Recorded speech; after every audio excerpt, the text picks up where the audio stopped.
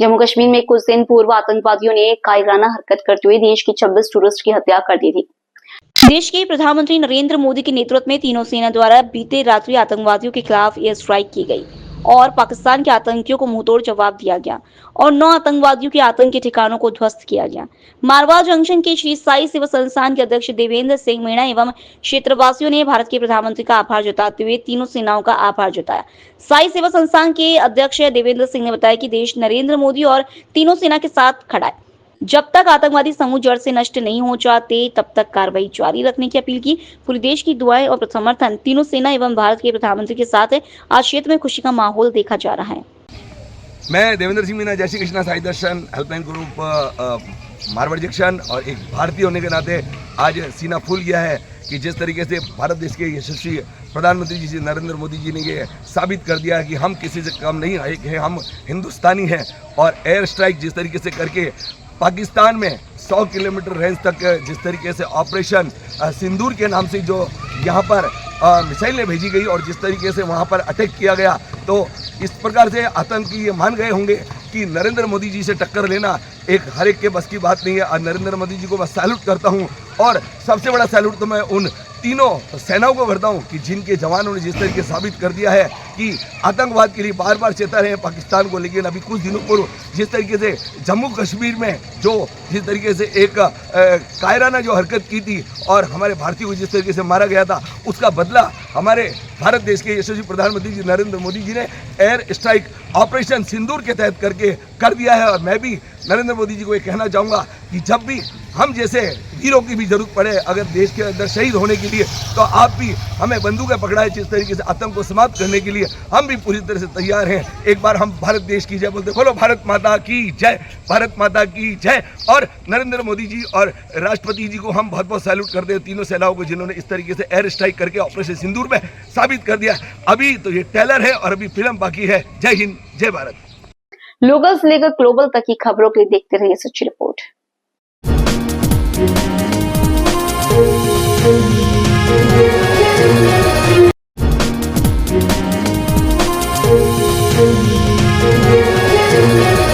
Helping people trust की अध्यक्ष पूनम पोहानी ने बताया कि कल दिनांक 6 मई को सूर्यनगरी की पावनधरा पर हेल्पिंग पीपल ट्रस्ट के बैनर तले national life time achievement award 2025 का आयोजन जोधपुर स्थित उम्मीद क्लब ऑडिटोरियम में आयोजित किया गया।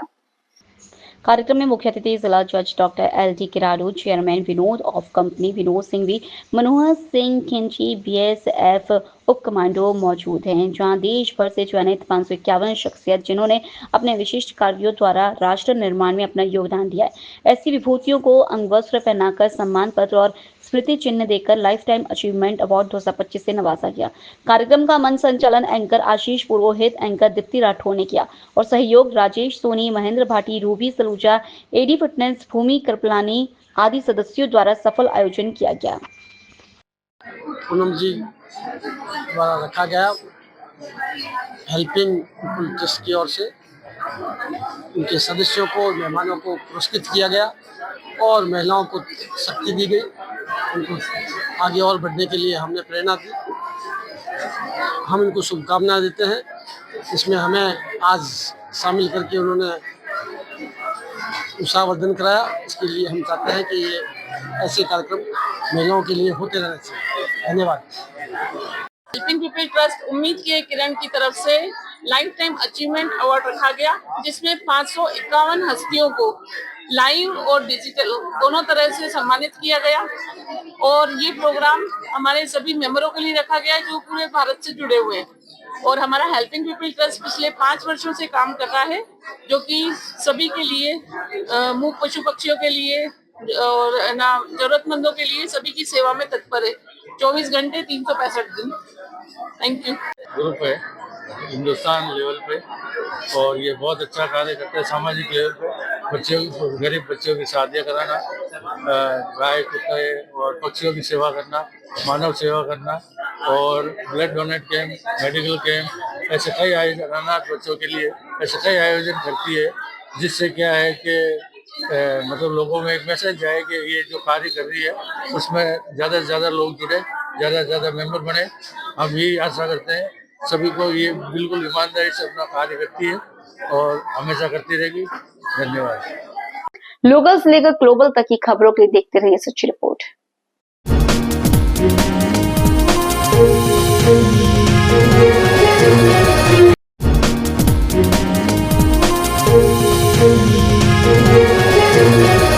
पालीसला मुख्यालय पर सिटी सीओ उषा यादव एवं नगर परिषद आयुक्त नवीन भारद्वाज के नेतृत्व में आज इंदिरा कॉलोनी से लगाकर अंबेडकर सर्कल तक का नालों पर अवैध कब्जे कर बैठे एवं सड़कों पर अवैध कब्जों को आज हटाया गया। नगर परिषद के अधिकारी कार्मिकों के बीच भारी संख्या में पुलिस बल की तैनाती के बीच जेसीबी मशीनों द्वारा इन अवैध अतिक्रमण को हटवा कर नाले खुलवाए गए एवं सड़कों पर अवैध अतिक्रमण हटाए गए।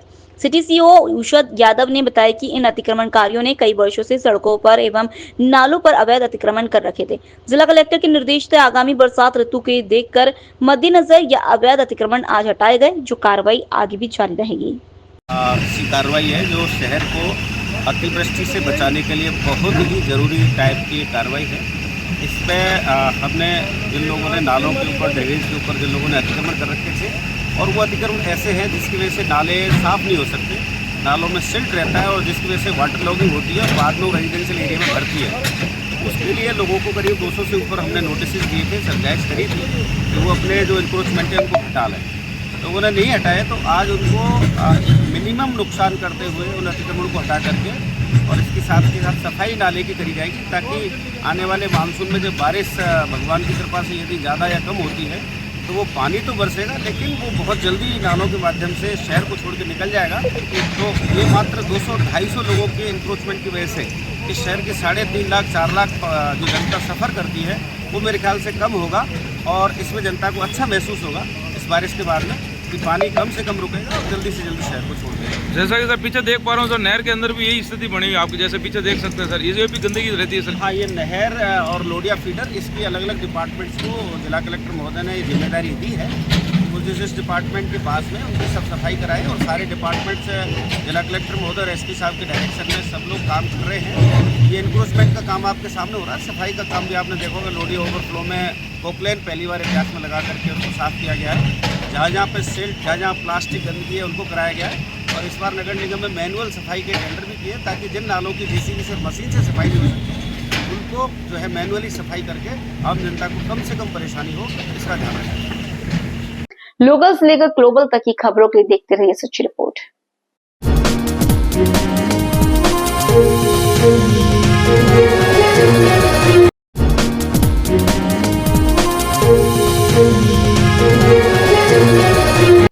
राजस्थान राज्य विधिक सेवा प्राधिकरण जयपुर और जिला विधिक सेवा प्राधिकरण पाली के दिशा निर्देश अनुसार आज मारवा जंक्शन तालुका के पैरालीगल वॉलंटियर टीम द्वारा आज विश्व मजदूर दिवस सप्ताह के उपलक्ष्य में नगर पालिका मारवा जंक्शन में विधिक जागरूकता शिविर का आयोजन किया गया। उक्त शिविर में बताया गया कि श्रमिकों के अधिकार, उनके कानून के बारे में जानकारी प्रदान की गई और बाल विवाह के बारे में भी जानकारी प्रदान की गई और शिविर में वृक्षारोपण के बारे में लोगों को प्रोत्साहित किया गया। इसके अतिरिक्त बालिकाओं के अधिकारों के बारे में जानकारी देते हुए बाल विवाह रोकथाम, महिलाओं के कार्यस्थल पर लैंगिक उत्पीड़न अधिनियम 2013 एवं राष्ट्रीय विधिक सेवा प्राधिकरण हेल्पलाइन नंबर 15100 ऑनलाइन पोर्टल के बारे में जानकारी प्रदान की गई। साथ ही वरिष्ठ नागरिकों के अधिकारों के बारे में जानकारी प्रदान की गई। नाबालिगों की विधि का अधिकार, नागरिकों के मौलिक कर्तव्य, निःशुल्क विधिक सहायता, शिक्षा के अधिकार, मौलिक अधिकारों, बच्चों के अधिकार, आगामी लोक अदालत आदि के संबंध में जानकारी दी गई। इस दौरान मेट सहित सैकड़ों ग्रामवासी उपस्थित थे। लोकल से लेकर ग्लोबल तक की खबरों के लिए देखते रहिए सच्ची रिपोर्ट।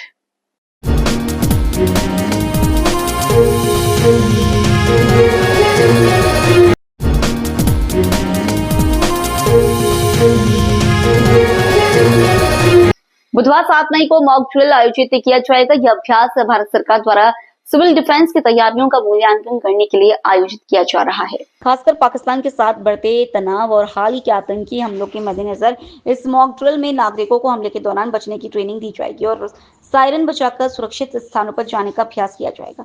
जोधपुर जिला कलेक्टर गौरव अग्रवाल ने इसकी जानकारी दी है। मॉक ड्रिल के दौरान क्या होगा, सायरन बजना और सुरक्षित स्थानों पर जाना, नागरिकों को हमले के दौरान बचने की ट्रेनिंग देना, सिविल डिफेंस की तैयारियों का मूल्यांकन करना, कौन से जिले शामिल है, राजस्थान के कई जिले जिनमें जोधपुर भी शामिल है, जम्मू कश्मीर, गुजरात, पंजाब जैसे राज्यों के सीमावर्ती जिले, देश भर में कुल 244 जिले इस मॉक ड्रिल में शामिल होंगे। सायरन बजने पर क्या करें, तुरंत सुरक्षित स्थानों की तरफ चले जाएं, 5 से 10 मिनट में सुरक्षित स्थान तक पहुंचे।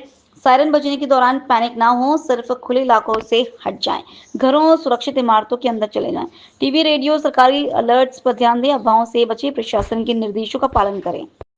ये कल जो भारत सरकार का निर्णय हुआ है कि 7 तारीख को जो अपने सीमावर्ती प्रदेश हैं इनके ज़िलों के अंदर मॉक ड्रिल कराई जाएगी। संभावित एयर अटैक से बचने की जो मॉक ड्रिल होती है ये कराई जाएगी। इसी के क्रम में जो अभी तक दिशा निर्देश प्राप्त हुए हैं सरकार से उसके क्रम में कार्रवाई की जा रही है। फॉर इंस्टेंस अपने जो एयर सायरेंस होते हैं, इस मॉक ड्रिल का एक पार्ट होता है कि एयर सायरेंस जो होते हैं वो एयर सायरेंस बजाए जाएंगे और उसके साथ ही क्या होता है कि जो सिविल डिफेंस के वॉलंटियर्स होते हैं तो पूरे शहर भर के अंदर वो वॉलंटियर्स को भेजा जाएगा ताकि वो वॉलंटियर्स लोगों को ट्रेन कर सकें, उनको एजुकेट कर सकें कि जब ये एयर सायरन यदि बजते हैं तो उस समय अपने को क्या क्या कार्रवाई करनी है, कि किस प्रकार से अपने को सेफ जगह, खुली जगह, सेफ जगह चले जाना है ताकि यदि कोई स्प्लिंटर्स हों, डेब्रीज हों, उनसे कम अपने हताहत हों।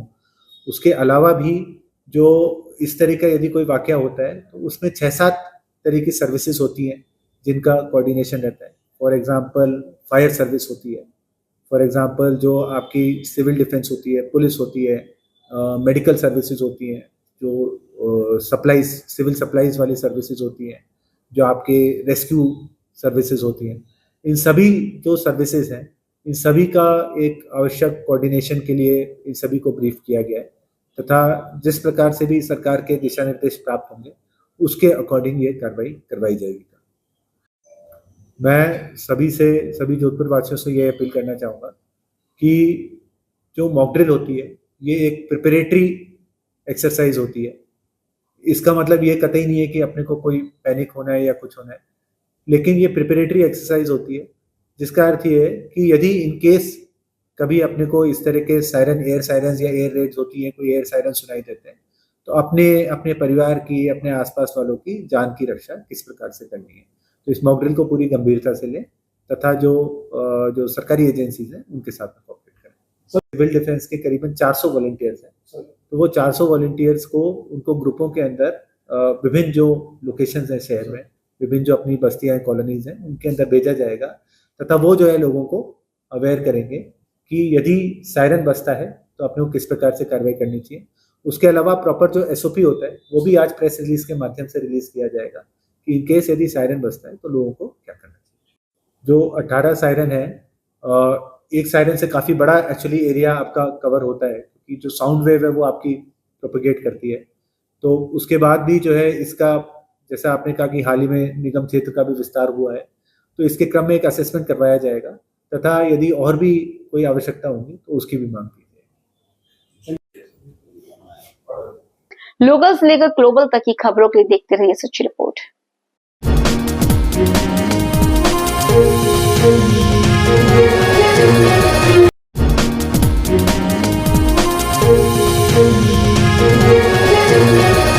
आहोर उपखंड के सांकराना गांव में 4 तारीख को सुबह आंधी आने से गांव के आम छोटे पर सरपंच साहिबा के घर के आगे बिजली के खंभे, पेड़, बिजली की तारें जमीन पर बिखरे पड़े हैं। 4 दिन हो गए हैं। सांकराना के छत्तर सिंह अजवाणी ने बताया कि बिजली विभाग द्वारा कोई कार्रवाई नहीं हुई है। अवगत करवाने के बाद भी नहीं उड़ी विभाग की नींद। 4 दिन से बिजली गुले धूप अंधेरे में रह रहे हैं ग्रामवासी। बिजली के तार भी आम छोटे भर बिखरे पड़े हैं, उसमें कभी भी करंट प्रवाह हो गया तो अप्रिय घटना भी घट सकती है। गांव में शादियों का माहौल है, बाराती चौथी भी हैं और गांव में आ भी रही है। बिजली नहीं होने से ग्रामवासी भारी परेशानी झेल रहे हैं। जिला मुख्यालय के निकट के ये हालात हैं तो दूर सुदूर गांवों का क्या हाल होगा, भगवान जाने। गांव में बिजली के पोल व पेड़ गिरे हुए आज 4 दिन हो गए। बिजली नहीं होने से पानी की समस्या भी बनी हुई है। बिन पानी सब सुन, बिना पानी व बिजली के सारे कार्य धरे के धरे रह जाते हैं। बिजली विभाग के अधीक्षण अभियंता धर्माराम प्रजापति का कहना है कि तूफान की वजह से बहुत जगह पोल व ट्रांसफार्मर गिर गए हैं। सभी को हमारी टीम ठीक कर रही है। ठेकेदार द्वारा पुल को खड़ा करवा दिया है, बिजली भी सुचारू रूप से चालू करवा दी जाएगी। लोकल से लेकर ग्लोबल तक की खबरों के लिए देखते रहिए सच्ची रिपोर्ट।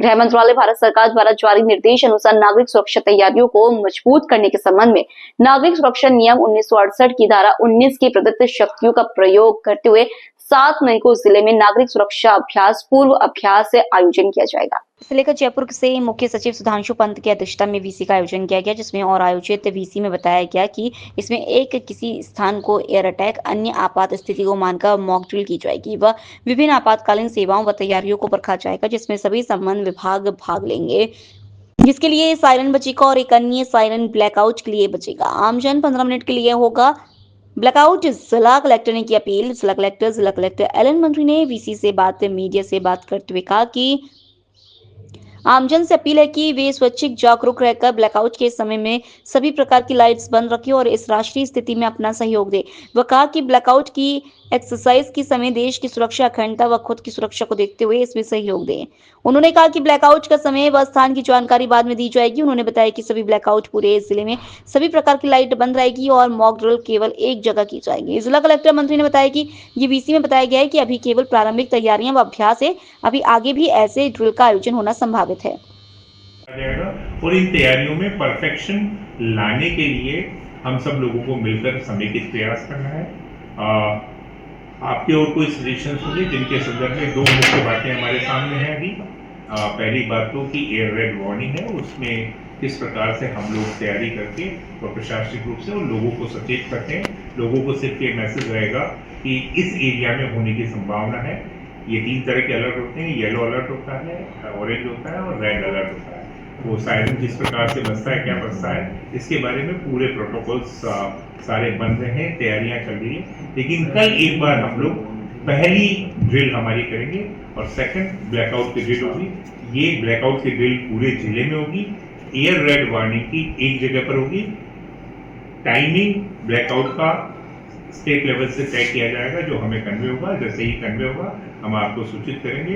दूसरा हमारा जो प्रश्न है वो एयर रेड वार्निंग, वो प्रशासनिक संदर्भ में, तैयारियों के संदर्भ में और आम आदमी को उसकी अलर्टनेस है, ताकि उसे किस प्रकार के पूर्वाभ्यास किए जाने हैं, इन सब के बारे में वो समय समय पर हम आपसे बात करते रहेंगे।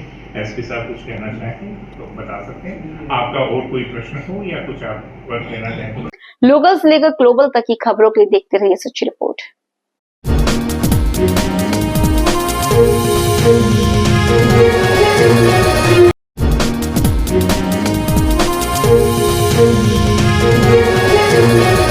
जिला पुलिस अधीक्षक चुनाराम जाट IPS के निर्देश से अवैध मादक पदार्थों की धरपकड़ बाबत चलाए जा रहे विशेष अभियान ऑपरेशन भोकाल 2 के तहत अवैध मादक पदार्थ तस्करी के विरुद्ध कार्रवाई हेतु जिला पाली के निर्देशन में जाकिर अली थाना अधिकारी, पुलिस थाना रानी, जिला पाली के नेतृत्व में एवं सोनलाल प्रभारी DST टीम व QRT टीम जिला पाली में जब्ता और कानाराम सह उप निरीक्षक पुलिस थाना खिंगवाड़ा में जब्ता द्वारा संदिग्ध वाहनों की चेकिंग के दौरान एक इनोवा वाहन को देवी नाल सरहद सांभरिया पुलिस थाना खिंगवाड़ा पर दिवे जिला राजसमंद की तरफ से आई, जो संदिग्ध प्रतीत होने से उक्त वाहन को रुकवाया, मगर वाहन चालक द्वारा नाकाबंदी तोड़कर सांभरिया की तरफ भागने लगे, जो अनबैलेंस होकर साइड में पत्थरों से टकराकर क्षतिग्रस्त हो गई, जिसे अज्ञात मुलजिमान दिवेर नाल में सुनसान जगह रास्ते पर छोड़कर अंधेरे का फायदा उठाकर झाड़ियों जंगल में ओझल हो गए। इनोवा वाहन की तलाशी लेने पर वाहन से 24 कट्टों में कुल 454.760 किलोग्राम अवैध डोडा पोस्त और 2 अन्य वाहनों की नंबर प्लेटें मिली हैं, जिन्हें कब्जा पुलिस में लिया गया है। अवैध डोडा पोस्त का बाजार मूल्य 68 लाख रुपए है। उपरोक्त कार्रवाई पर प्रकरण दर्ज कर अज्ञात फरार हुए मुलजिमान की तलाश शुरू की गई। लोकल से लेकर ग्लोबल तक की खबरों के लिए देखते रहिए सच्ची रिपोर्ट।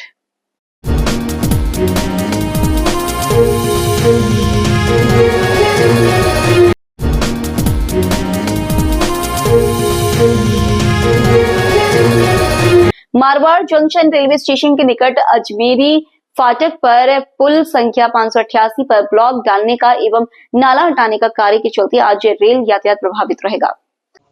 स्टेशन अधीक्षक राजू लाल धवल ने बताया कि पुल संख्या 588 पर कार्यों के चलते रेल प्रशासन एवं जीआरएम राजू भूतड़ा के निर्देश से अनेक ट्रेनों को रद्द किया गया है, साथ ही अनेक ट्रेनों के रूप में बदलाव किया गया है। गाड़ी संख्या 19735 जयपुर मारवाड़ जयपुर से प्रस्थान कर ब्यावर तक संचालित होगी।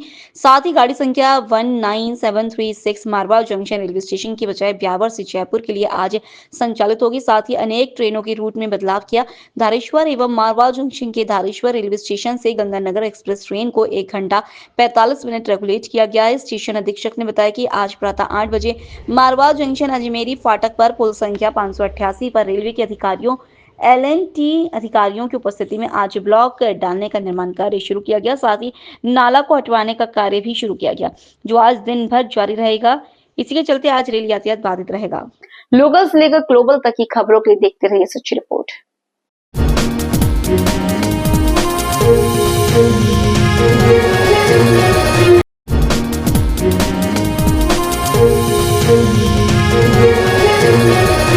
सात मई 2025 को धामपुर चीनी मिल के द्वारा जिला प्रशासन के आह्वान पर मॉक ड्रिल का प्रशिक्षण दिया गया।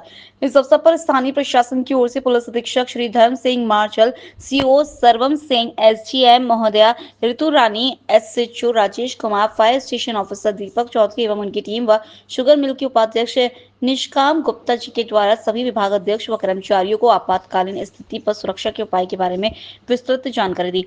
इस अवसर पर सामुदायिक स्वास्थ्य केंद्र और नामपुर शुगर मिल के एम्बुलेंस के द्वारा घायल व्यक्तियों को सामुदायिक स्वास्थ्य केंद्र जेतरा में भर्ती कराया गया। फायर सर्विस ने आग बुझाने में की गई कार्रवाई का सफल प्रशिक्षण दिया। इस अवसर पर कारखाना प्रबंधक विजय कुमार गुप्ता द्वारा मौजूद सभी विभाग अध्यक्षों एवं कर्मचारियों को किसी प्रकार की आपातकालीन स्थिति से निपटने एवं उसमें अपना योगदान देने के बारे में जानकारी दी। जब होगा आप लोग इकट्ठा नहीं रहेंगे। इस समय पहले आप अपने रूटीन काम पर लगे हुए हैं, कोई दाहिने है कोई बाएं, जो जिस काम पर लगा है अलग अलग रहेंगे। अब सायरन बजता है, इसका मतलब है कि एयर स्टार्ट होने वाला है। तो एयर स्टार्ट होने वाला है तो आप लोग जैसे ही सायरन की आवाज सुनेंगे अपने वहां पर तुरंत लाइन पोजिशन में लेट जाएंगे, कानों को बंद करते हुए, क्योंकि आवाज बहुत तेज होने की संभावना रहेगी। इसलिए कान को दबाते हुए आप वहां पर लेट जाएंगे। जब एयर स्टार्ट खत्म हो जाएगा उसके बाद आप उसको रख करके फिर आपको रेस्क्यू काम करना है। जब एयर स्टार्ट हो गया तो कहीं आग लग सकती है, कहीं कोई दुर्घटना हो सकती है, कोई बिल्डिंग टूट सकती है, तो वहाँ पर जो लोग जो है टोटे हुए हैं, घायल अवस्था में है, उसको उठा करके रेस्क्यू करके एम्बुलेंस में भिजवाना है। ये काम करना है। लोकल से लेकर ग्लोबल तक की खबरों के लिए देखते रहिए सच्ची रिपोर्ट।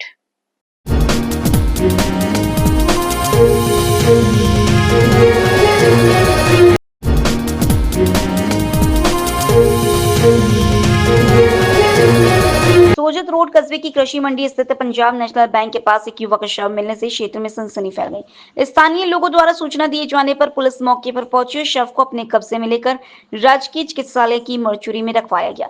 पुलिस द्वारा मृतक की पहचान उसके पास मिली ID के आधार पर सुनील पुत्र चंपालाल कंटालिया, उम्र लगभग 38 वर्ष, निवासी हाल कोटा नायक के रूप में की गई है। थानाधिकारी जब्बर सिंह राजपुरोहित के नेतृत्व में पुलिस टीम ने मौके की जांच की और परिजनों को सूचित कर दिया गया है। परिजनों के पहुंचने पर शव का पोस्टमार्टम करवाकर उसे परिजनों को सुपुर्द किया जाएगा।